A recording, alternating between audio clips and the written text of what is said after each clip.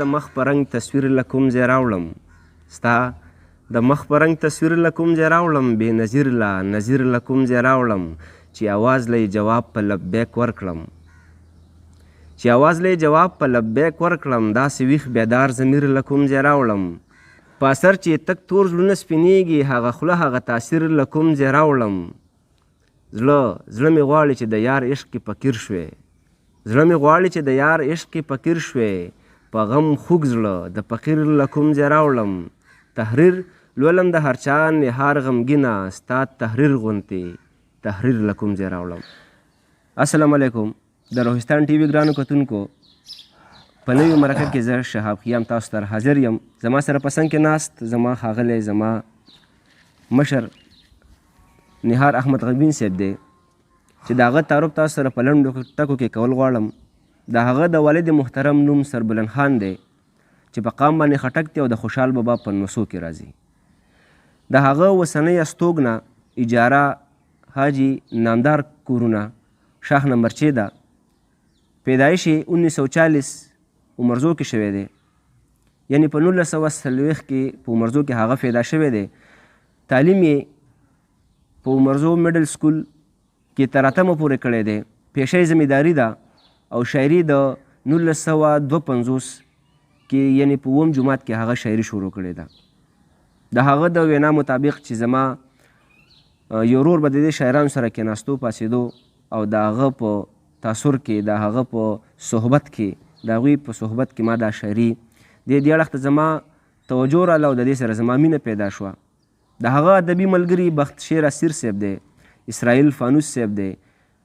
میر زمان ساحل صاحب دی او داسې بلا نور ډېر ملګري د اجمل خټک صاحب سره د امیر حمزه شینواري صاحب سره د په مختلفو ټولنو کې پاتې شوي دي ابتدایي ټولنه د پښتو ادبي ټولنه تختبای چې دوی ورته په لومبي ځل تلي وو کاکا صاحب پښتو ادبي ټولنه کاټلنګ ته دوی داسې په لومبي ټولنو کې دوی تللي دي دوی اتفاق پښتو ادبي ټولنه کې تحیات صدر پاتې شوی دی دوی کتابونه خو چاپ نه دي خو ډېر کتابونه یې د چاپ په دوران کې دي چې د هغې چې د یو نوم پکې دی د ګلونو باران اوس راځو نهار احمد غمګین صاحب ته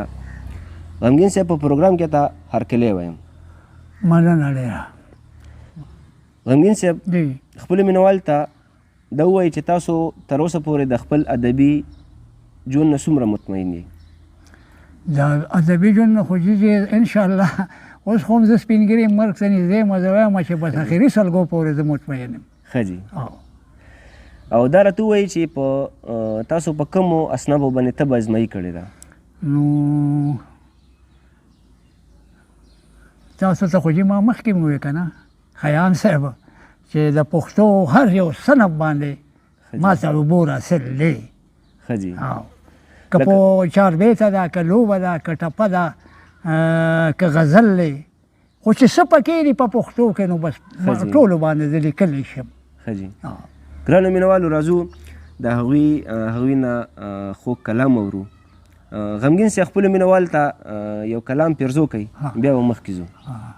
زه به داسې کلام داسې ووایم چې دا کلام خو زه وایم پښتنو ته موږ ناست هم دلته پښتانه یو دا کلام هم دلته په پښتو کې ووایم که نه نو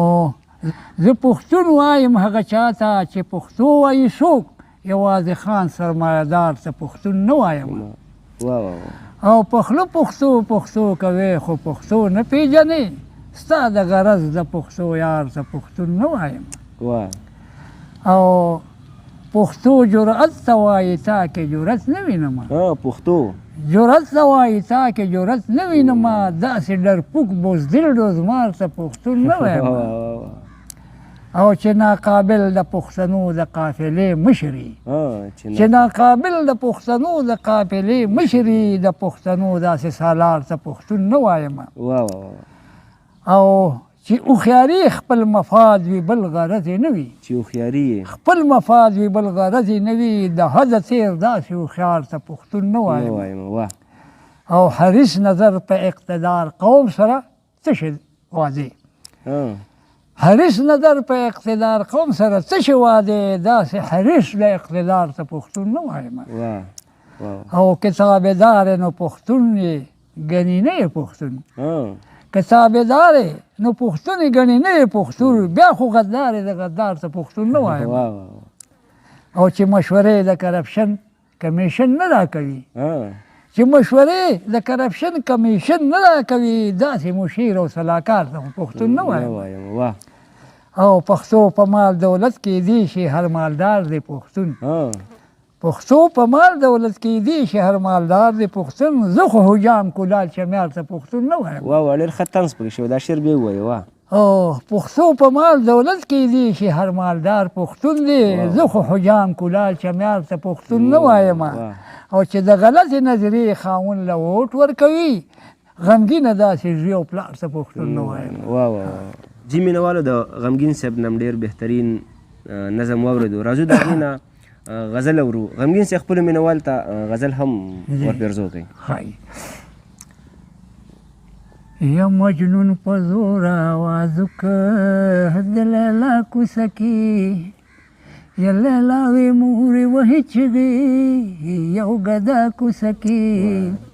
مجنون په زور آوازو که مورې خیر ورکړه لیلا بند دروازه لرې کړله مورې خیر ورکړه لیلا بند دروازه لرې کړله مجنون یې ولید په سلګو او په ژړه کوڅه کې مجنون یې ولید په سلګو لیلا وې دې خوا که کچکول فقیره خیر دې واخله چې راته نه وهې نارې بېګا سبا کوڅه کې مجنون په زور آواز وکړه مجنون وی خیر دی واپس یوسه زه په خیر څه کوم ستا د دیدن خیر مې غوښته ستا د وفا کوڅه کې مجنون په زور آواز وکړه لیلا وی ښه د دیدن وکړه خو زر زر راګوره مجنون وی ښه د دیدن وکړه خو زر زر راګوره اکثر د مینې لیونی ګیر شي د غلا کوڅه کې اکثر د مینې لیونی ګیر شي د غلا کوڅه کې مجنون په زور آواز کوي نو مجنون خپل تږي نظر خښ کوي د لیلا سترګو کې مینا آباد کړه وړه یا غوندې دنیا کوڅه کې مجنون په زور آواز کوي نهار غمګینا چې سر مخ کې او دیدم رستونه کې نهار غمګینا چې سر مخ کې او دیدم رستونه کې آیا عاشق دې نه ودرېږي یا د اشنا کوڅه کې مجنون په زور آواز وکړه او د لیلا کوڅه کې ګرانو مینوالو د غمګین صاحب نم نظم واورېدو غزل هم واورېدو هیله لرو چې ډېر زیات به مو خوښ شوی وي ما شهاب خیام لا تر بلې مرکې پورې اجازت راکوي والسلام الله پامان